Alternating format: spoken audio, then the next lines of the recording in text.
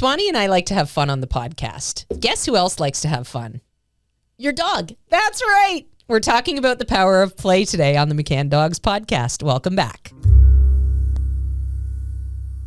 All right, today we are going to talk about something that is really near and dear to probably every dog trainer out there, and that is Cracker Jacks. Cracker Jacks? With a prize? Well, the prize is the exciting part. You know what? When I was young, there was great prizes in Cracker Jacks. I haven't had Cracker Jacks in a while. I haven't either. Now? I think they're lame. I think sometimes, you know what? I remember getting tattoos. Tattoos, yes. I think the last time I got Cracker Jacks, I was going to say, I think it was just like a picture of something, like a little picture. Like Maybe it was a picture of a Cracker Jack. Unless it was a tattoo. Maybe you got an extra Cracker Jack. Maybe. Oh. Yeah, well, pink elephant popcorn. The toys in the Cracker Jack box used to be great fun because they would provide you as a child with play. Right. And that is actually what we're talking about today. We're not really talking about Cracker Jacks. No. We are talking about the power of play because play is something that is going to be appealing to most people. It's accessible and available almost all the time. You know, I use play. So I teach with a lot of food.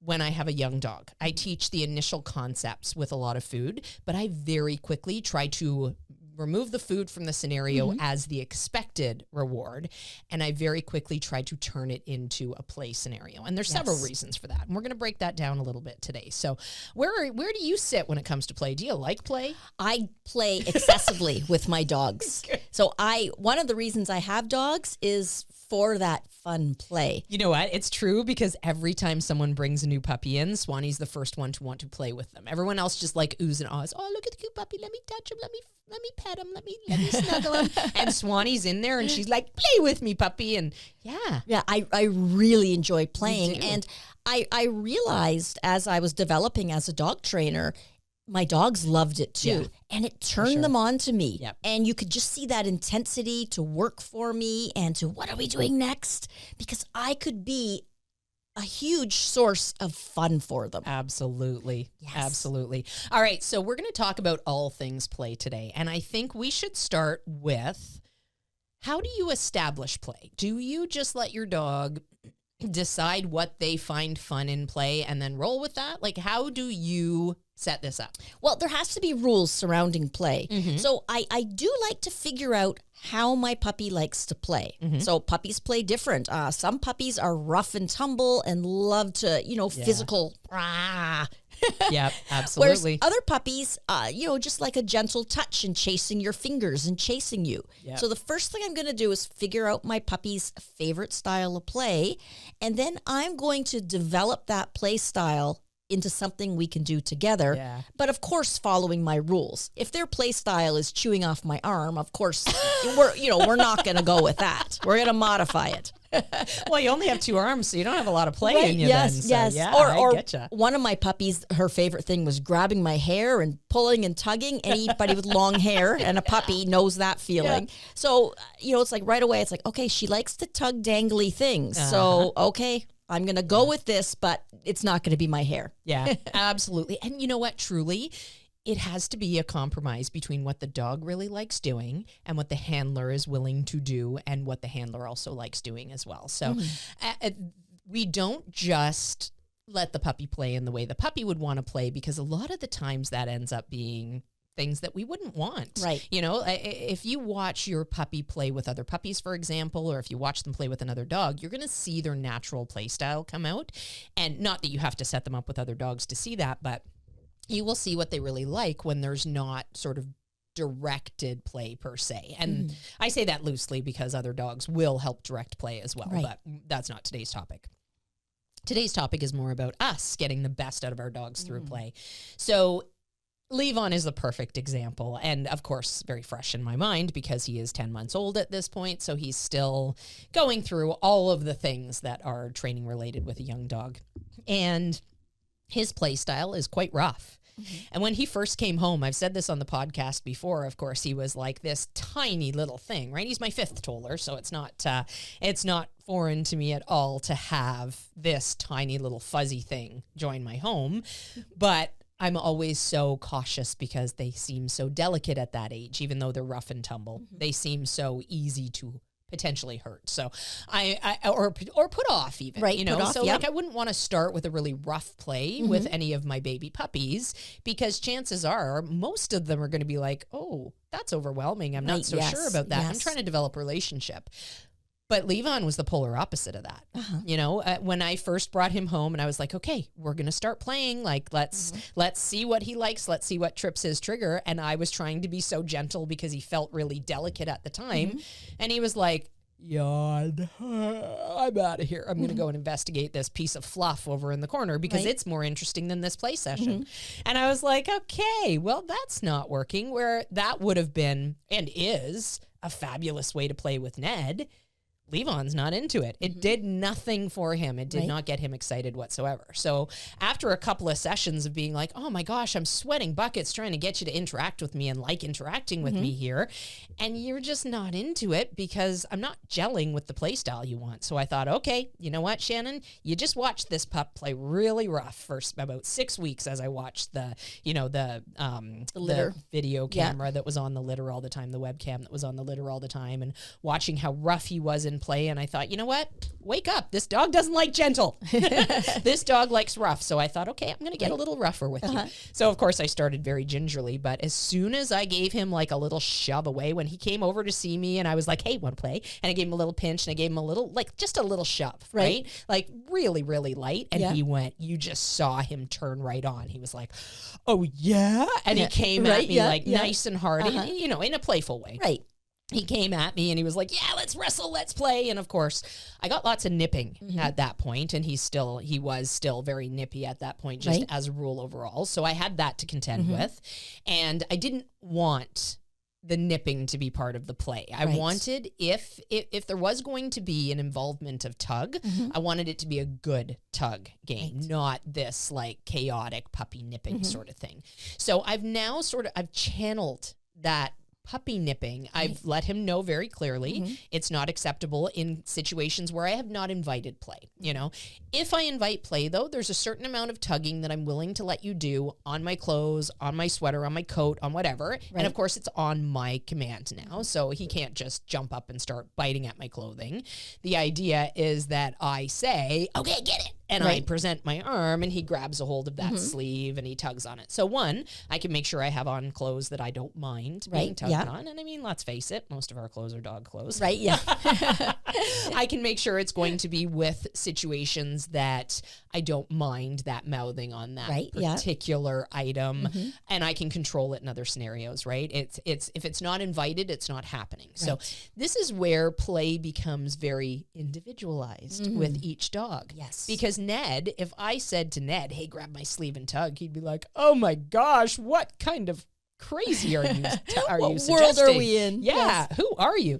But he loves to tug really hard on toys, but he's not a confrontational type. He doesn't get excited by that idea of confrontation, by the idea of a wrestling match. Like he would be a dog who would say, chase me. Right. You know, that would be his play style. Chase me, or let's tug together on a toy, or I'll chase you. But in terms of wrestling, he's not a big wrestler. So you need to figure out what works for each dog and what works for you. Yes. So it should go without saying. But often in these days, it's all about the dog.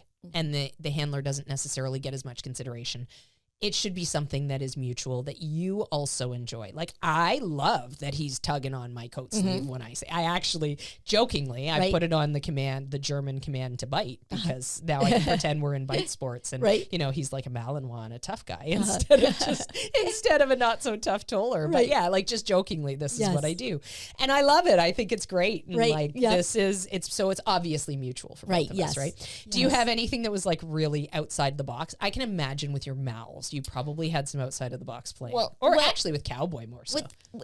Actually, I've really, having different breeds, I've really had to change up play styles. Let's talk about that. So, like Cowboy would be a Saluki. She would be horrified if I tried to do anything rough and tumble with her. She would just be horrified and really put off. So with her, I had to really develop a love of tug as well, too, because she wasn't really born even wanting to tug. So I had to really develop that love of tug and a love of balls. I made her very obsessive over balls and tug, so I would have that sport to do with her and that play to do with her. What about a ball on a rope? Was it just loose balls? Well, I started off with loose balls and getting her very obsessed over loose balls because she liked to chase things that were moving. So the ball would move, and we'd do a lot. We also did a lot with fur toys. So I had some rabbit fur toys and some mink fur toys just because she had that genetics to hunt and a love of fur. And I had to work really hard to get her to like those things. And eventually I could put a ball on a rope or a string and work with her like that. And or we had a mink tug toy and a rabbit tug toy. But it took a lot. I had to really work with her. No doubt. Yes, I had to really figure out what she liked. Even my Sheltie, she loved, as Levon does, to be able to be allowed to bite your arm and pull on your clothes.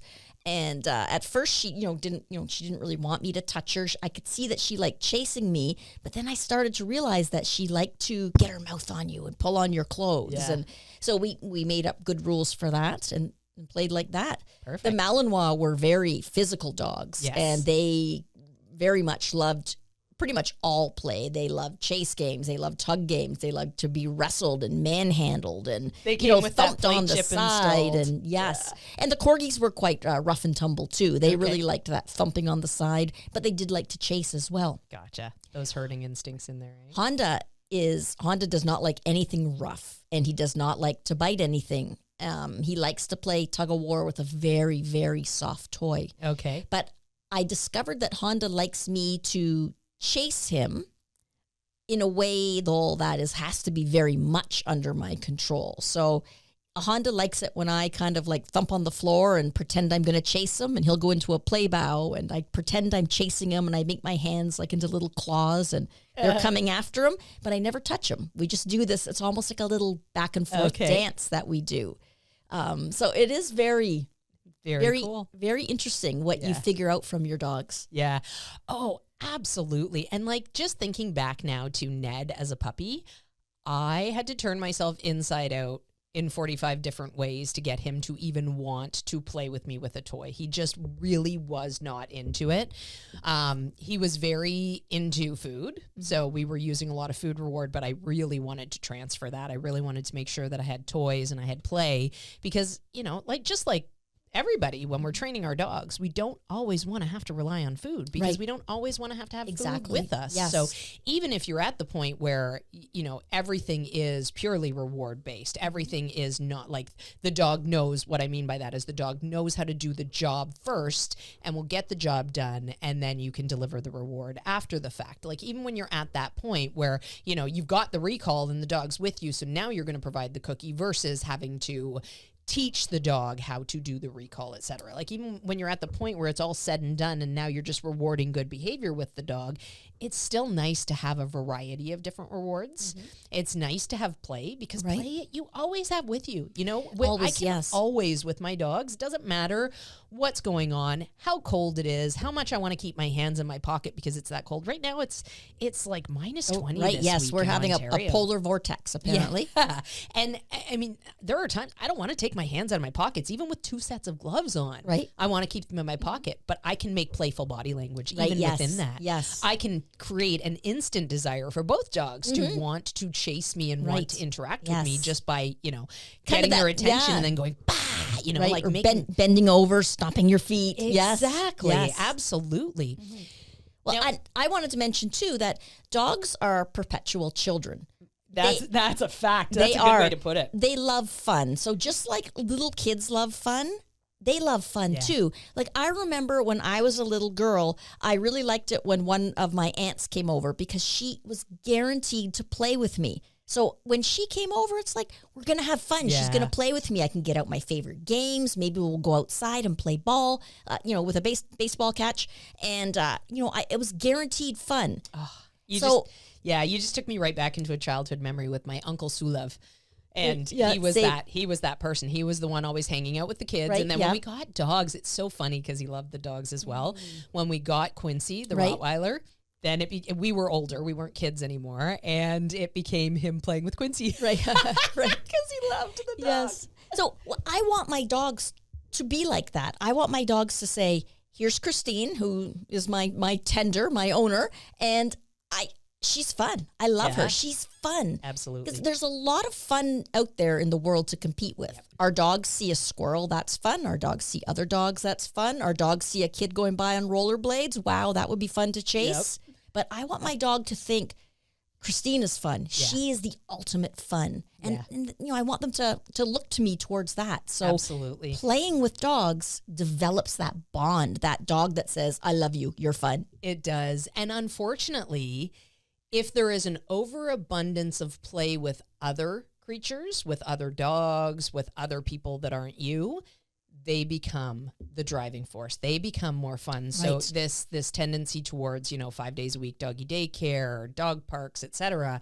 as the means of exercising the dog, then trying to get that relationship back in like your corner, it's a lot more of a struggle. Right. So yes. I mean, it's not to say it's all bad, but look at it and think about it critically and make a decision based on how well your dog behaves with you and how much focus they give you. Right. Because if they're getting all of their needs met externally, it leaves you out of the picture, right? What we want to do is we want to be the ones to meet our dog's needs. Like we talk about channeling drives with dogs, right? Play is a huge drive for dogs. Right. And if we can channel that back in our direction, we are going to have some really great tools to use with our dogs, right? Even just practicing the idea that I call your name, you turn back towards me, and then I call playtime and we start this game. Or, in Levon's case, Darsh,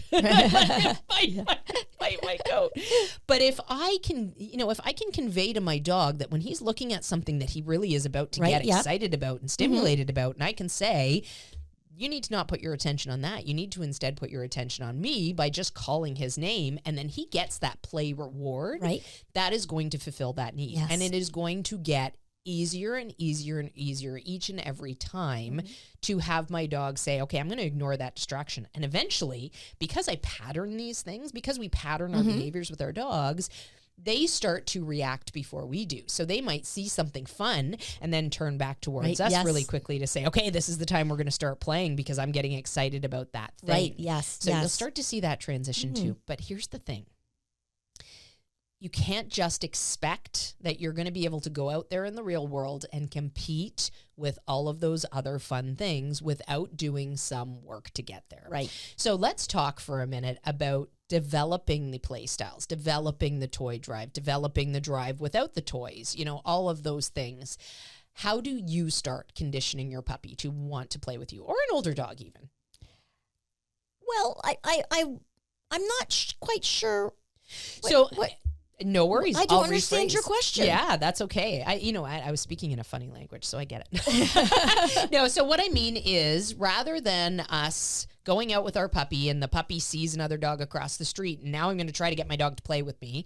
Oh. Well, how am I going to get to the point where I can easily be walking down the street with my dog, have him see something really exciting, and have him easily turn off that thing to look at me? Yes. So I'm going to start the play at home in quiet areas. Yeah. And I'm going to have a word. So I use tug for tugging playtime, or I'm going to get you or eat you. That's another one. I'm going to eat you to start playing. Yes. But a lot of times it's going to get you. So I'm going to do those things in quiet areas. So my dog starts to understand that when she starts to do this, it means fun's happening. Yeah. And then I'm going to start to do it in a little bit more areas where there's a bit more distraction. Now, I might try it out on my porch, or maybe down in the rec room, maybe out in my backyard, out on the driveway. So I'm going to start to incorporate play into areas where there are more distractions. Yeah. So I'm not just going to, rely on play just, I better play with my dog. We're going to build to that. It's going to be a response my dog has to me. Absolutely. And I want my dog to see another dog and go, I'd rather play with Christine. Yeah. So, yes. Yeah, absolutely. I always start in the white room, as they say. So somewhere I don't have any white rooms. All my rooms are gray. They've been painted gray. Yeah, I got a lot of I don't have any white rooms either. The white room is basically our speak for a room with not a lot of distractions. Right, You know, yes. so the white room is going to change as your dog changes, right? Like Ned's white room, quote unquote, at this point would be filled with all sorts of stuff because he's 8 years old and he can tune out distractions really, really well at this point. Right. Levon's white room at this point would probably be a little bit colorful, not the same as Ned's, that's for sure. But he would be able to ignore a lot more distractions at this point. But at that, so let's start like, you know, that 10-week mark, for example, 8 to 10-week mark. Most puppies come home in that time. I am going to be feeling my puppy out, just like I did with Levon, trying to figure out what trips his trigger, what he likes. And I'm going to be trying to set up the situation so that I am the most interesting thing in the room.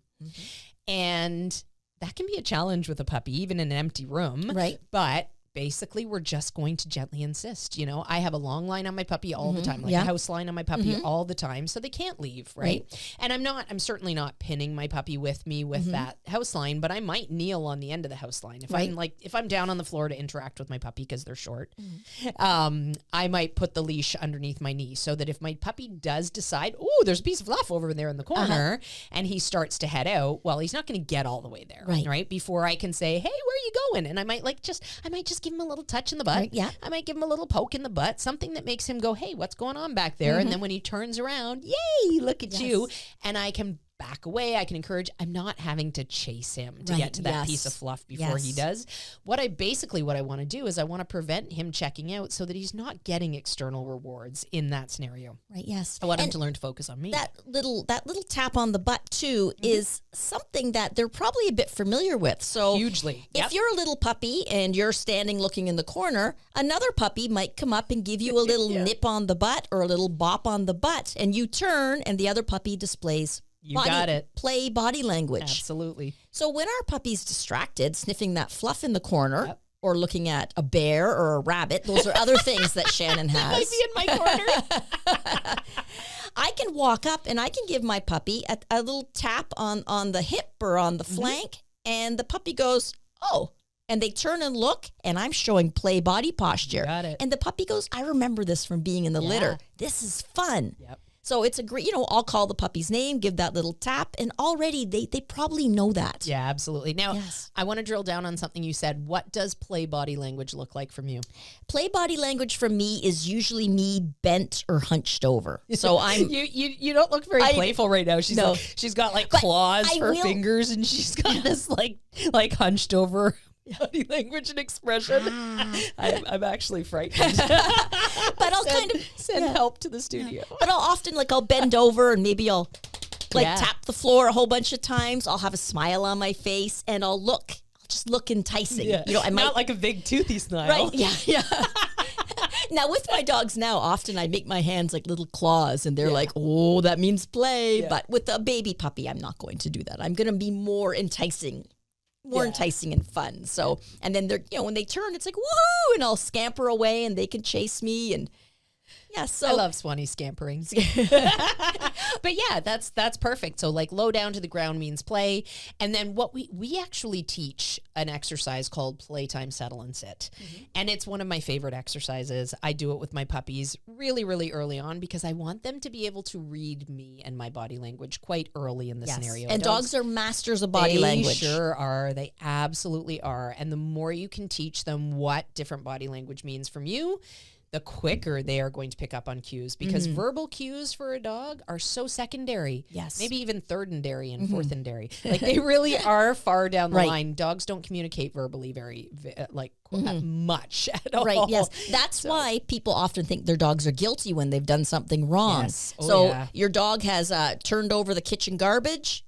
You see the kitchen garbage and your face drops. Yep. And the dog goes, yikes. When your face drops, I'm in trouble. Yeah. And so the dog acts guilty, but he's not guilty. He's just reacting to your body language. Dogs don't feel guilt. No. No guilt from the dogs. No. So, we want our dogs early to recognize play body language. Yeah, yes. Absolutely. And that lower posture is something that is going to speak to most dogs. And then the settle and sit part, you stand up tall, you assume that leadership position again, you lose the play body language, and your dog says, okay, I recognize that too. That means the game ends. And we teach them to settle and then sit. Right. And there's a video of Ned doing this when he was 12 weeks old with no verbal commands that's on our YouTube channel. If you're curious about what this is and how well dogs can read our body language, just do a search for McCann Dogs Playtime Settle and Sit or Play and Settle, and it should come up. But yeah, even by like that 12-week of age mark, he was already like right on knowing how to end the play out of a little bit of a joyful time. And with him, I started to teach him from a young age how to tug on the leash. And that's part of that video as well. I talk about that. I like my dogs to have that ability to tug on the leash when I give them permission. Right. So if they go to grab the leash on their own, you're not allowed to do that.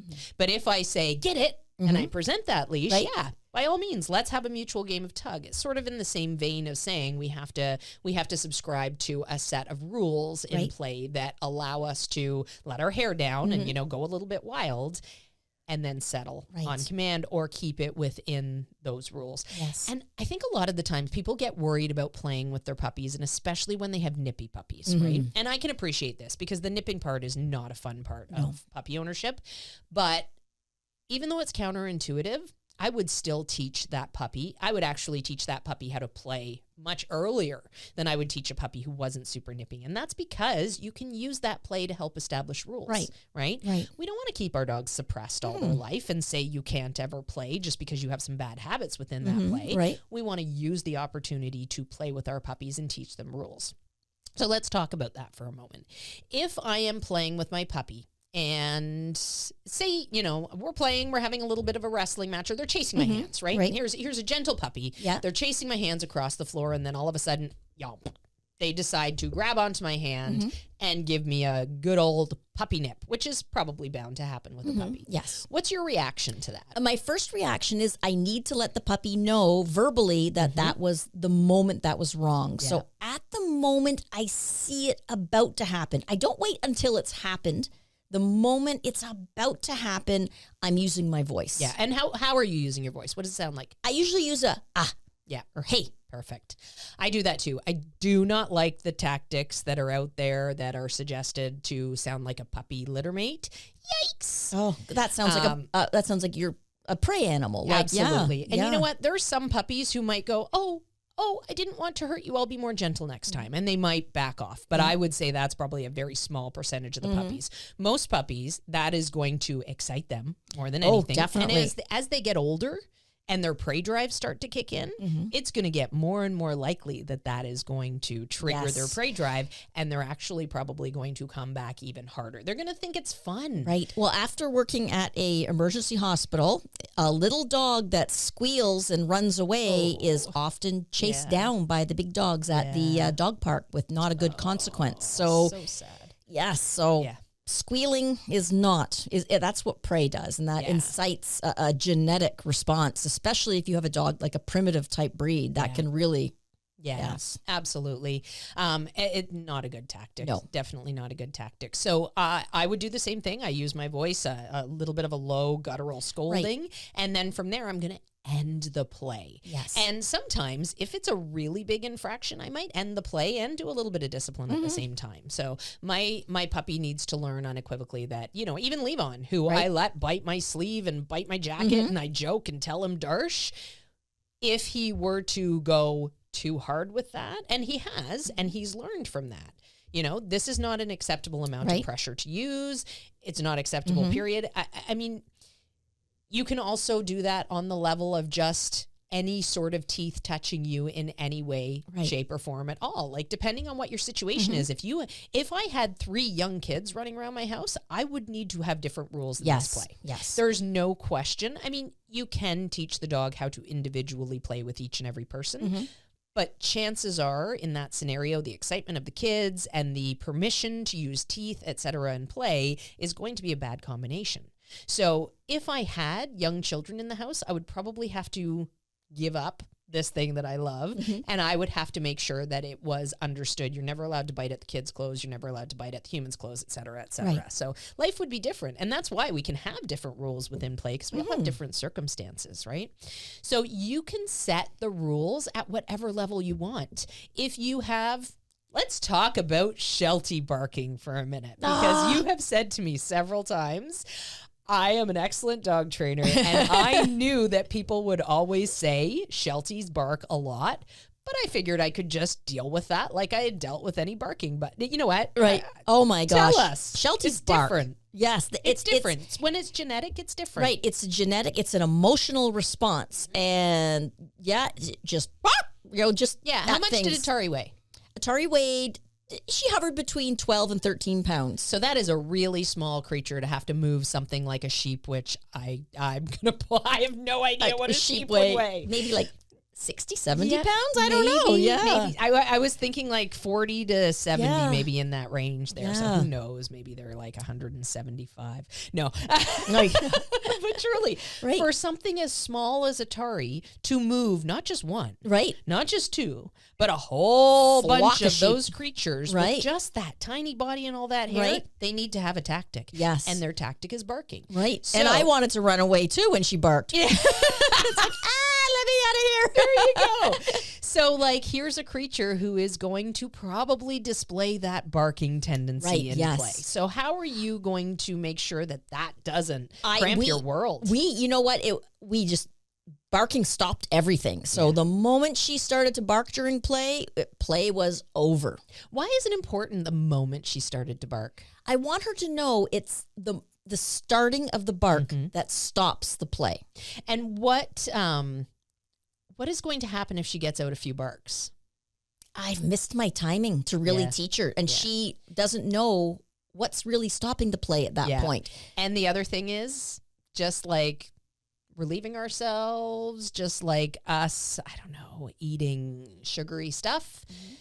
Barking to a Sheltie is going to be very self-rewarding. It's going to Yes. make her feel good Yes. to bark, because genetically that is part of what's inside her. That's her lion that's coming out. Right? Yes. That's what makes her feel Right. powerful. Shelties have a lot to say. Absolutely. It's very like loosey-goosey, let's let our hair down, be wild and bark, instead Right. of having self-control and not bark, right? Yes. One is much more rewarding, one is self-rewarding, and the other is just, it's work. Right. Right? So And eventually it gets easier, but Yeah, and it's cute when a puppy barks. Yeah, like it especially if you've never heard them bark and suddenly they let out a bark. It's Yeah. like, oh, and the Yeah. puppy goes, oh, I kind of like their response to that. Yeah. So the first time it happens, nope, play stops. absolutely. Yep, we don't like those sounds. Like yes, Yeah, Levon's actually going through a little bit of a spook barky period right now, okay. which is I happens haven't heard him bark. I don't think. No, he doesn't bark a lot. So like the secondary fear period, I assume, is kicking in, Right. but he's a pretty strong, stably tempered dog. So it's just like little bits here and there that I'm Right. seeing. He's been doing a lot more like, if he hears a noise when we're in the house, all of a sudden he'll start barking. So we've been squashing that a little bit because, I want him to bark at noises. I like my dogs to alert, Right. but then they need to stop when I say, hey, that'll do. Exactly. Yes. Yeah. You want that warning bark. Yeah, Yes. 'Cause absolutely. you never know in this day and age when you're going to need it. Yeah, Yep. absolutely. We were driving into work this morning, and of course, in Ontario this time of year, it's still dark until after 7 a.m., and I leave my house at 6. I have an hour plus drive. So we got about the midway mark, and we're in a little town called Binbrook, if anybody's in the area, if you know Binbrook. We were at the, I think there's actually 2 lights now in Binbrook, but we were at the main light in Binbrook, and there was, strangely, there's never anybody walking that time of day because it's really early in the morning. And it's cold. Yeah, and Yeah. it's really cold. And there was somebody walking by the car, and Levon saw it, and he started spook barking in the car. And I was able to say, from the driver's seat, hey, buddy, you're fine. Shush. And he did like a little bit of a poof, poof after that. And I went, hey. And then he went, okay. All right. It must be okay because you've said it's okay. I still don't know that I trust this random person walking. There's a person walking. But anyways, there are situations where I don't necessarily want to say to him, you're bad for doing that. Right. Yeah. But I also don't want it to go on because I Right, don't exactly, want him yes. to get into the habit of barking at people, even spook barking, whatever, as they walk by the vehicle. I want my dogs to be quiet in the Right. vehicle, whether we're driving or I'm, parked, safe weather allowing, of course, et cetera. But yeah, these things are they're part of the dog. They're part of life. Right, So, yes. I mean, I guess my point is if you have a dog that you're going to bring out a tendency by playing with them, that tendency is going to be in there anyways. And at some point, it's going to come out. So aren't you better off to have dealt with it, to have leaned into it, faced it head on, said, okay, this Sheltie is barking. This Sheltie is a really barky breed. This Sheltie is going to bark a lot. I am going to teach the Sheltie how not to bark rather than just crossing my fingers that the Sheltie never barks, right? Yes. And teaching them skills like that situation in the car, right? I would have had to just swallow it and there would have been nothing I could do if I didn't have my voice and if I hadn't gotten these previous lessons in with him saying, okay, good job, but now that'll do. That's enough. You can stop. Right, yes. So, well, going along with that too, the settle command is something I use all my dog's life. Yeah, me too. So they eventually learn that settle means to cool your jets, to calm down. Yeah. So if there's a commotion, I can say, "Hey, settle," and my dogs will right away calm down, and then I can go and see what's causing the commotion. Yeah. And we start this right away in our Puppy Essentials program, both in person and online. We start teaching the dogs how to settle on command, how to settle when we take a hold of their collar, how to settle when we take control of them so that we can go to the vet and they're not, dancing all around while we're trying to, needle them and examine them and whatnot. Like that settle is such a valuable thing to have. It truly is. Especially if you have a small, wiry dog. Right. Yes. It's the beginning of emotional control and teaching the dog to go from an excited state to a calm state, which is super important. Absolutely. That mental understanding of calming, it's so valuable and it's so handy to have. Like just thinking about that vet example for as the key example to point out.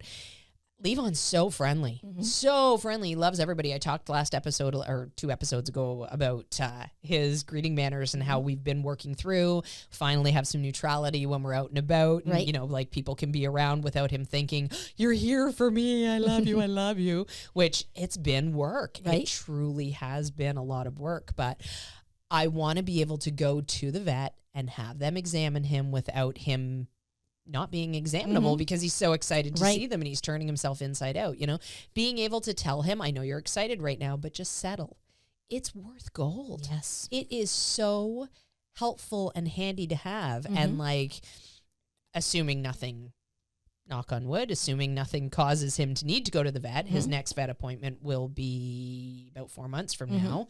And I have several tools that I'm going to use in that situation. I've got my settle, I've got my chin command where I teach all my dogs to put their chin in my hand and basically rest there. So I have sort of like a mobile ability to have them hold a stand stay while I'm supporting them, sort of thing.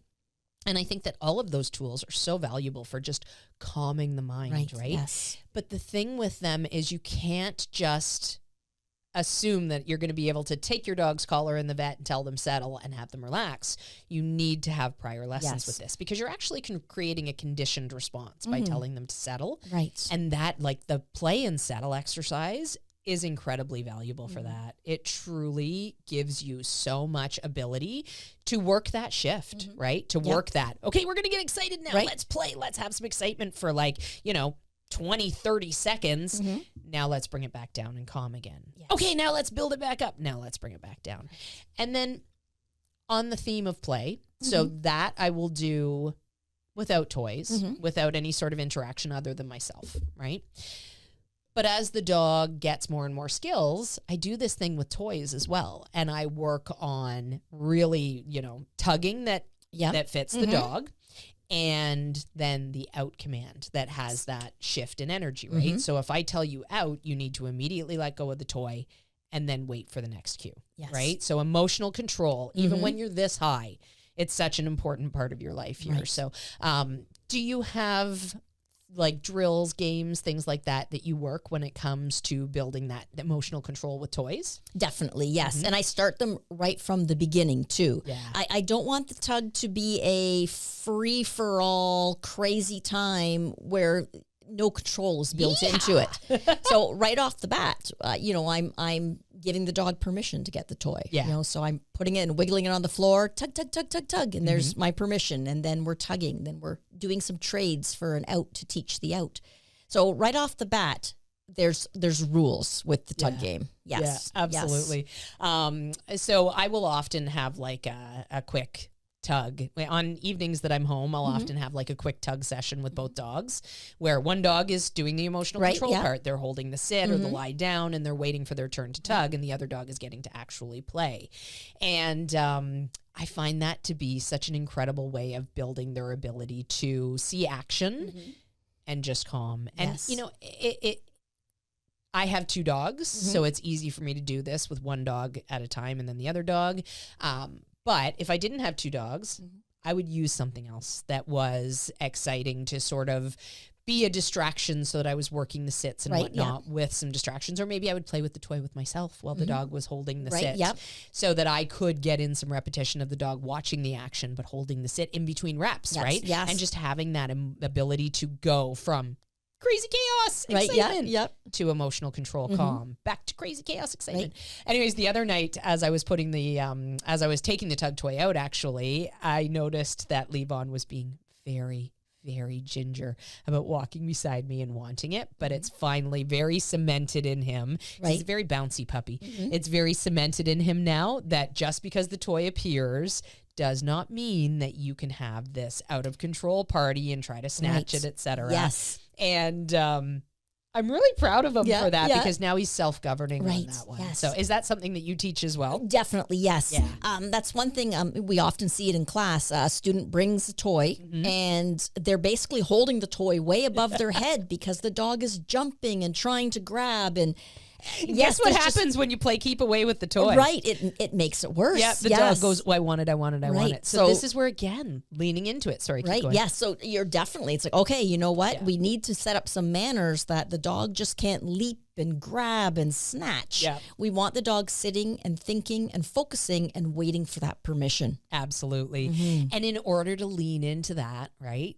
we need to take opportunities to actually teach them to do that. Because normally, I mean, impulse control is not something that dogs do on their own when they see something exciting and stimulating that they want to go chase after. Right. Impulse control is something we need to teach. So I'm going to have this toy, and to start with, I'm going to make sure that I've given my dog a good, clear cue. What do I want you to do?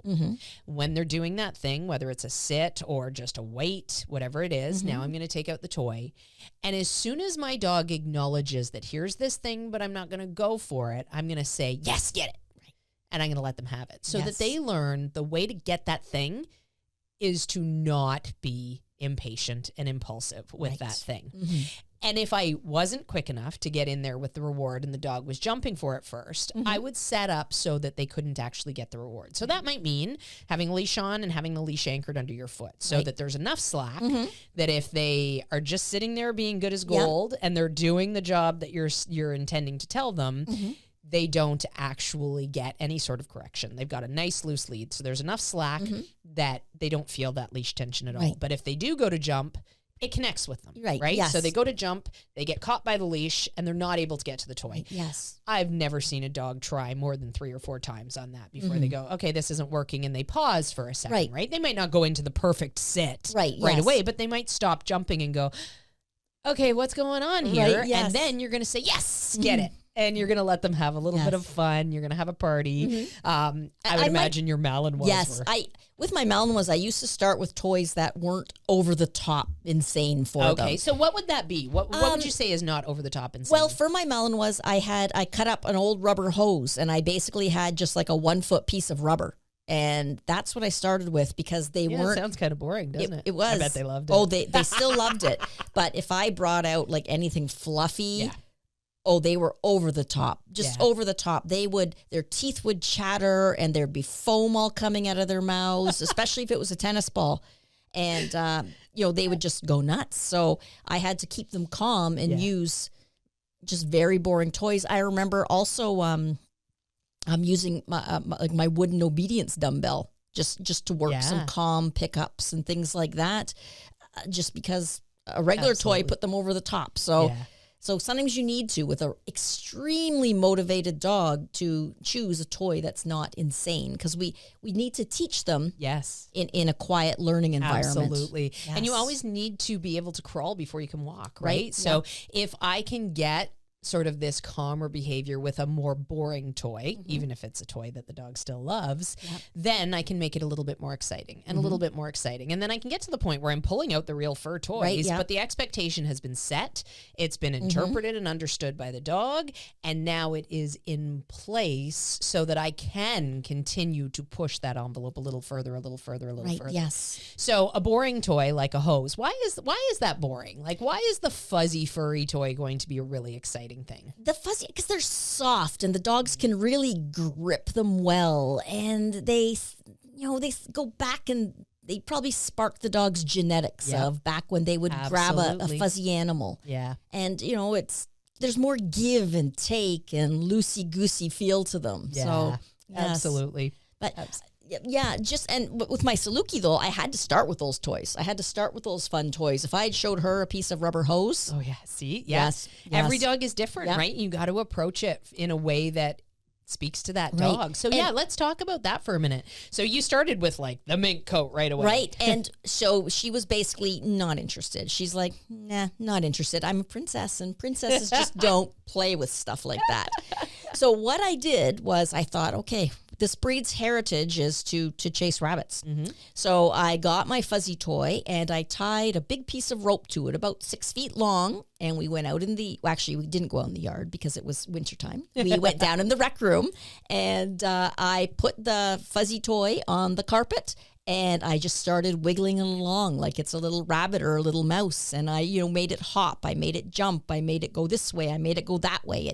It went slow. It went fast. Yeah. And Cowboy said her genetics just, oh my gosh, I must get that. Yeah. So of course she chased it, and eventually she grabbed it, and then I was able to give a little bit of a tug, tug, tug. And she's like, oh, maybe this tugging is fun. Yeah. And then we'd try it again, and she'd catch it, and I'm 6 feet away, but I'm doing a little bit of a tug, tug on the rope. And she's like, I kind of like this tug. Absolutely. And that's how I got her to enjoy tugging, by doing the toy on the rope through the grass. And most dogs can't resist that. There's Absolutely. very few dogs that will not chase something that looks like a little mouse running through the grass. Yeah.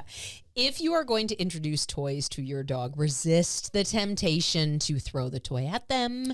Resist the temptation to try to shove the toy in their mouth. We do see that so much. We do. People grab a toy and they start just pushing it into the dog's face, and the dog's like, what are you doing? Like, I don't like it now. I don't like toys. Right, I don't like you much anymore. Right. This is all just awful. Like, that's not fun. Yeah. Think about what Swanee just talked about. Inciting that prey drive. These are predatory animals. They want to chase things.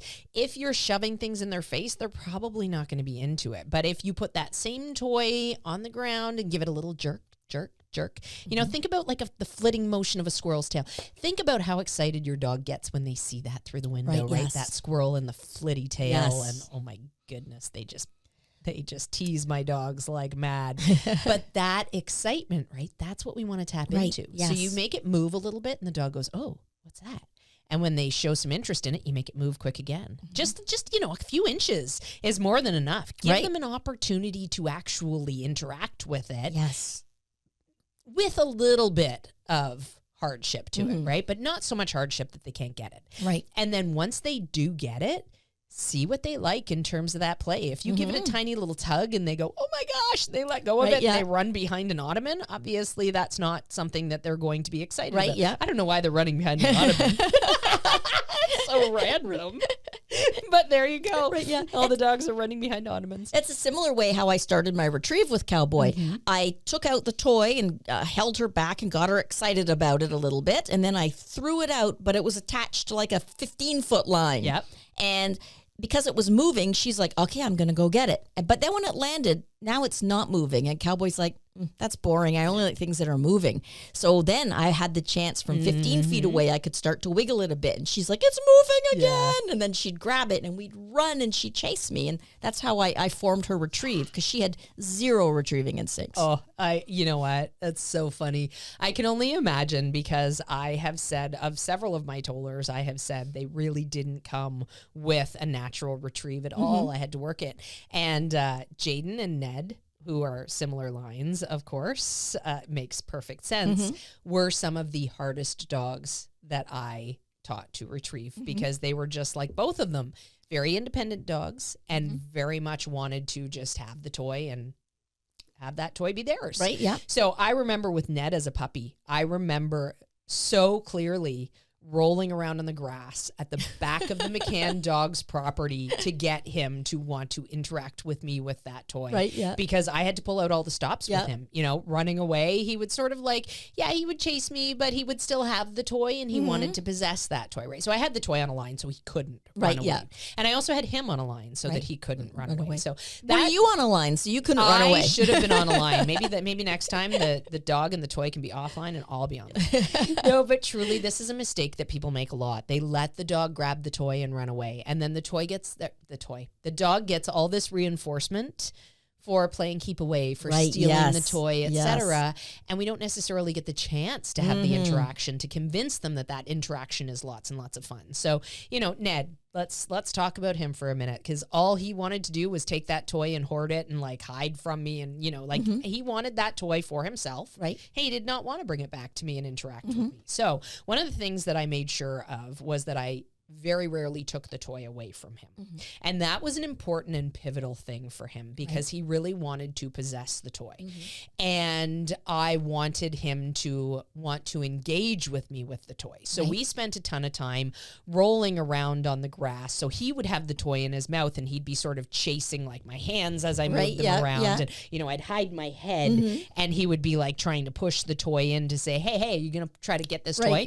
And then sometimes I would make like fake grabs for the toy and he'd be all charged up by that, right? I'd make a fake grab where I purposely didn't grab the toy, but I made it look like I was trying to, and he'd do like a little jump away and then he'd be like, oh, I don't know why I just laughed. Like it was very Peppy, it was very like Pepe Le Pew. Right, That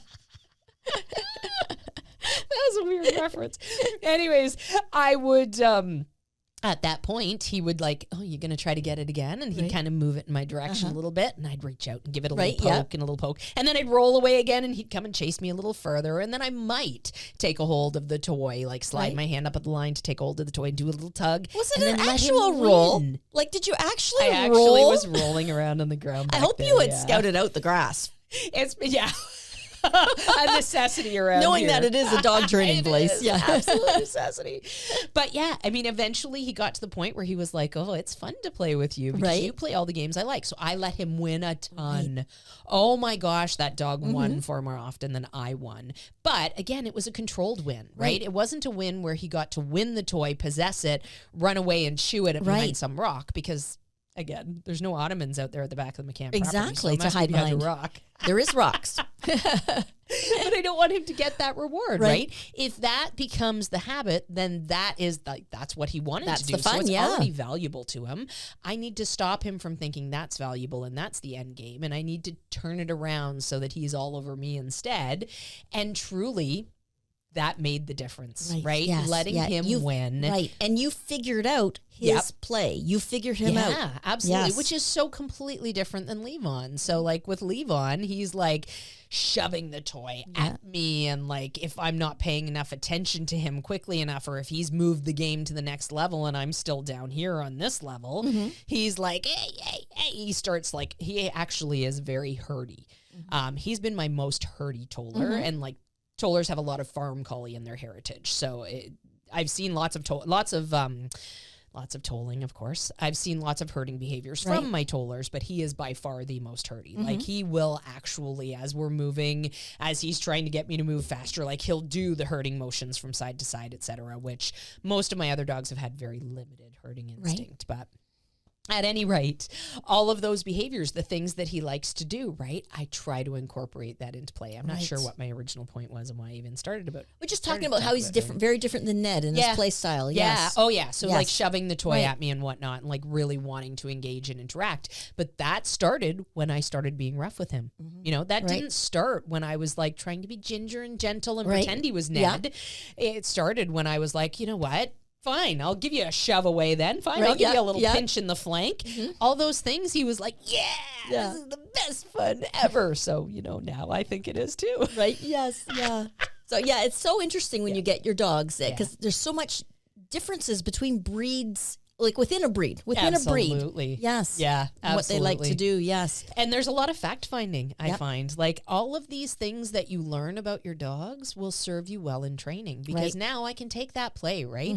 I can have a toy, not have a toy. And I know that if Levon's out there and he comes running towards me and I meet him by giving him a little shove away, he's going to love it. Right. He's going to Yep. think that is one of the best rewards ever. And that makes my recall stronger. It makes my response to names stronger. It makes my attention from him stronger. Right. Because now I can take all this play and I can apply it to other areas of what we're training as well. It Right. doesn't always just have to be about the play. I can use it for my healing, right? Right. Like I can have a Yes. toy tucked in my pocket. We often have tails, if you will. The mechanic instructors, you'll Right. often see us have either like a really wet, slimy Yeah, trail yeah. down the back of our pants. I'm going somewhere with this, I promise. Or a tug toy hanging Right. from because we tuck our toys into the back of our In the pants, waistband of our so pants, that yeah. they're behind us, but we have quick access, right? access, I yes. can just super quickly reach back there and grab it, present it, let it get all slimy, and then stick it right back in the back of my pants.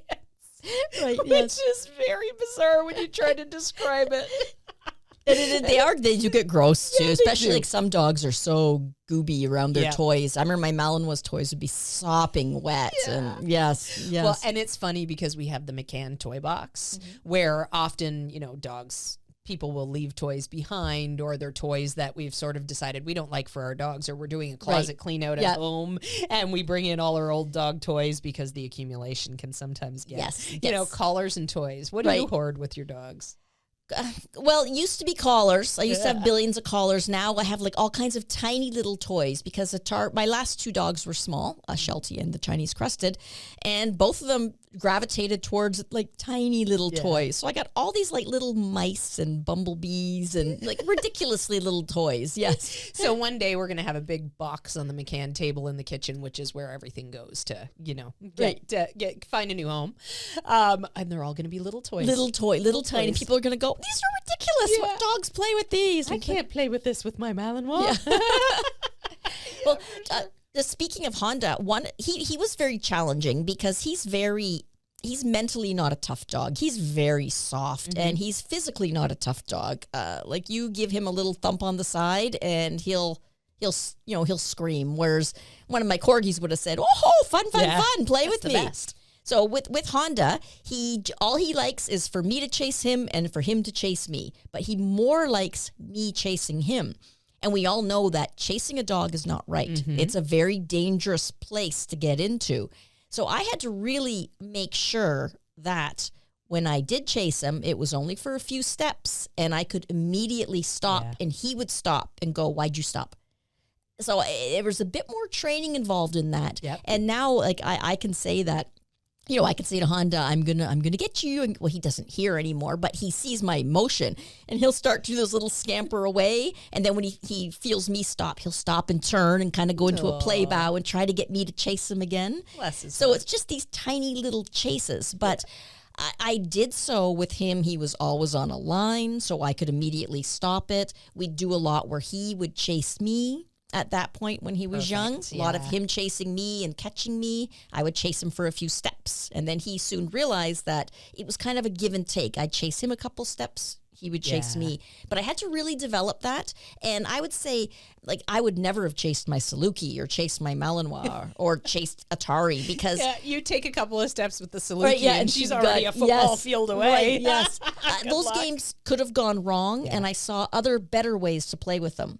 But with Honda, it challenged me a bit as a dog trainer, thinking through this and figuring that one out for him. Yeah. So it was very interesting. That's what he likes. He likes for something to chase him. Okay. Yes. And so you did just condition it by making sure that he could stop. Did you reward the stop? Well, I'd never food rewarded the stop, but he would more stop. And basically be more play. Okay. And so, and because he wanted me to chase him, he would constantly check back. And then if I stopped, he was like, no, come chase me more. And he'd run up to me. And he soon learned that he had to kind of come up and be very close to me for me to start that game again. Yeah. Yes. And, we had always had lots of training in that too. So Of I was course, never yeah. concerned that Honda was going to run off in the hopes I would chase him, because it's very much a game where he stops and turns and looks for me doing that. Absolutely. And But- that's the nice thing about leaning into play is that you can take things that you might not want your dog to do and you can put them under stimulus control of some sort. Like, for example, with Sheltie, with the Atari. Her name's just become Sheltie. We talk so much about her barking, we just decided to stop identifying her as anything other than Other than a bark. other than a bark. There's the walking bark. So, I mean, you could conceivably take that barking and put it under stimulus control and then allow it. Right? I could, So yes. if it didn't offend you, I personally don't know that I would. No, I never did that because I Voluntarily never say. wanted to encourage her Yeah. bark. I maybe do that with the corgis, because the corgis, I both my corgis barked on command. So I could say, speak, speak, the traditional speak, and they would bark, bark, bark, and then quiet, and they would stop.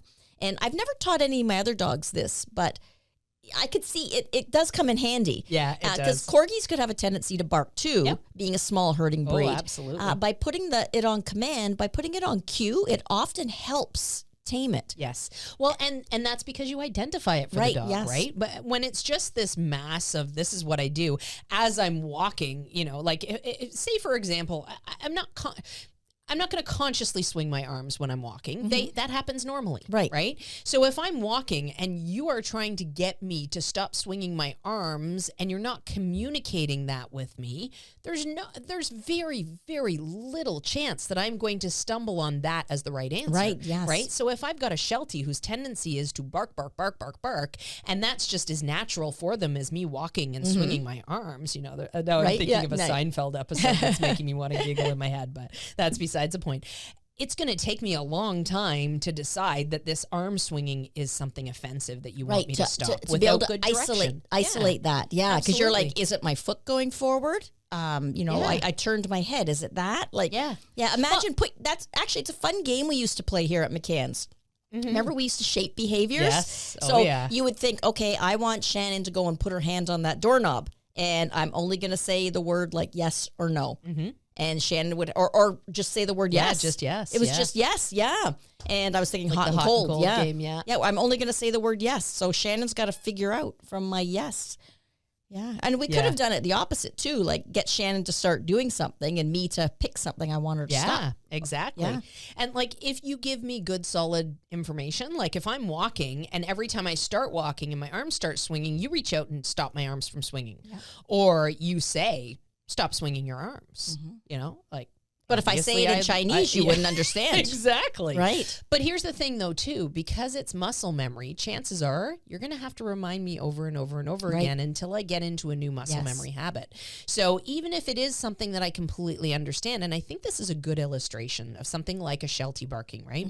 So people often will say, I tried that and it didn't work. And they've tried it, once or twice, and the behavior is still happening.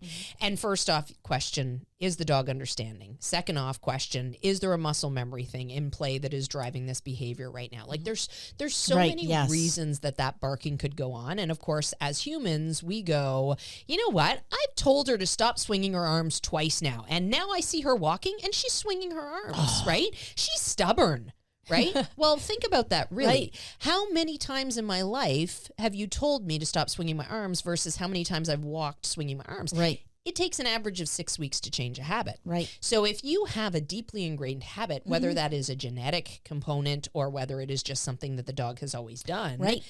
you need to put a mark on the calendar for about 6 weeks from today and consider that the deadline day. Like think about things like biting your fingernails. Yeah. Or crossing your legs. Yeah. Right? Yeah. Or smoking even. Like those things are very hard for people to stop. Absolutely. So of course it's hard for your dog to stop something that Absolutely. you've let them do since they were a puppy. Yeah, absolutely. Yeah. And especially so if you maybe aren't giving them clear information, you're maybe letting them get the self-reward of that behavior first. Right. Like you talked about timing with that bark. If you had waited 5-6 seconds every time before you shut down that bark, there's so much reward in that barking Right. that it's going to continue to drive the behavior. So 6 weeks is a long estimate, but it's not out of the realm of possibility Right. if you have a deeply ingrained habit. Yes. So don't start calling them stubborn until at least 6 weeks. Right. Yeah. No, totally kidding. And make sure you're calling yourself stubborn too Yeah, if you're there the you one go. that's trying to stop biting their fingernails and Yeah. keeps doing it. Because I know I Absolutely. bite my nails when I'm driving in the car. I often, and I don't even think about it. That's Just it. my finger will go and I'll start You know what, nibbling you on my need- nail. You need like a little hobbler, so Hop. that when you go to bite, when you go to Right. bring your hand up towards your mouth, you get stopped. Actually, you know what the real problem would be? Biting my toenails while I was driving. That would be a problem. You know what? I might have a problem with that too, but I can actually get my foot up to my mouth. I by know, the toenails. I know you can, Yeah, you're quite isn't that flexible. hilarious? I'm thinking about joining a yoga class. I've never Yeah? done any yoga, I and love yoga. I'm thinking about it. So, I think you'll yeah. love it. I think Yeah. you'll really like it. I'm going to tell you every day a good thing about yoga so that I can encourage you to want to do more. I'll have to go shopping for some yoga clothes. Yeah. Yes. But I did want to mention too, Atari barked a lot, but it wasn't out of control. No, of But course not. because I was Well, on and that's top of because it. you worked on it. Yes, and I you was on put top of it, worried yeah. it. Because we do get some Shelties in our classes that are a little bit out of control with their Yes. barking. Yeah. But it is possible to have a Sheltie that is well behaved and relatively quiet. But she never was as quiet as my other dogs. Yeah. Well, Yes. and it's going to be work, right? So we talk about finding the right breed for you so often, and this really is one of the reasons. Like, these breed tendencies are things that you really need to be aware of the negatives of the breed. Right. And if you can live with the negatives, like the positives, of course, are a joy, Right. right? Like Tollers being happy-go-lucky dogs. That's not a problem for me at all. Like, that's a great thing. Obviously, that's not going to be a deal breaker for me. Right. But a Toller being a very loud screamer, potentially, that's a negative quality. That might be a deal breaker for Right. me. Can I live with that potential screaming so that I can get to the happy-go-lucky Toller part? Well, yeah, Right. I think I can. And I think I can, I've learned a lot about managing Toller screams over the last 25 years. Yes. So, I mean, certainly that has not become a factor. But there is a top 10 reasons not to get a Toller list out there that is phenomenal for helping to educate people about what the breed is all about. And like, truly, it's things like there's lots of shedding there. There's a very thick double coat there. Right. There's lots of mess. They're Wearing muckers. no more black clothes. Yeah. No more your, clothes your of any little color. black dress that you go to cocktail parties in. Yeah. Done. Guess what? Yeah. You might as well pitch it out right now. No more cocktail parties. Yeah, like truly, if you can live with the negatives of a breed and you can figure out how to manipulate them to work within your life, Right. Yes, that's you're what, going to be able to live with the positives, of course. all my dogs have had smooth feet except for Honda. And I can't believe how much gunk comes in those little fuzzy Yeah. feet. Isn't it? Yeah. And my corgis, because they were so low to the ground, they would get grit and gunk in their stomach. And they would come in and they would lay down and they'd stand up and there'd be this big patch of grit. And that was just from walking down the sidewalk. And we used to call believe it it. Gritty Kitty after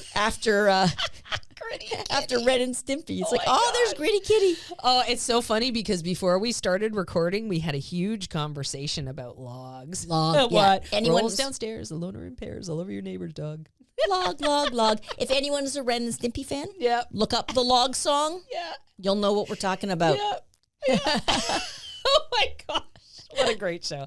Silly show. Right, and- but an entertaining Right, show nonetheless. entertain, and just it goes along with what we talked about today. Yeah. You want to be fun to your dog. Yeah. If you are fun, your dog will be attracted and want to hang out with you. Absolutely. If you're boring, your dog's going to be looking for fun elsewhere. Yeah, absolutely. And so consider that when you're teaching them that you're fun, remember that the environment should fit that. So if you're only as fun as a wet paper bag, like me, then you probably need to be in a really boring room to make sure that you're fun for your dog.